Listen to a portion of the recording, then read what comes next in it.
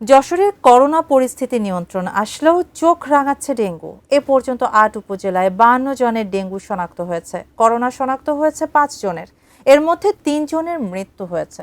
যশোর ২৫০ শয্যা জেনারেল হাসপাতাল থেকে বিস্তারিত জানিয়েছেন যশোর প্রতিনিধি নজরুল ইসলাম মল্লিক।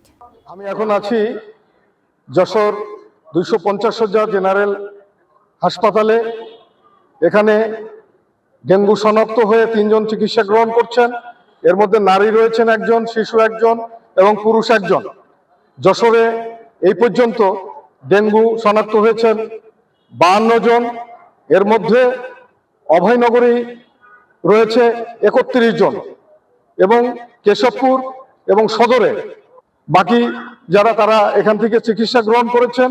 আমরা স্বাস্থ্য বিভাগ থেকে যেটা জেনেছি যে যশোরে আস্তে আস্তে ডেঙ্গুর প্রভাব বাড়ছে।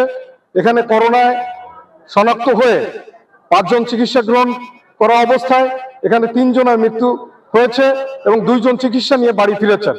আমরা কথা বলে যেটা জেনেছি ভুক্তভোগীদের সঙ্গে যে সচেতনতার অভাবের কারণেই ডেঙ্গু আক্রান্ত হচ্ছে।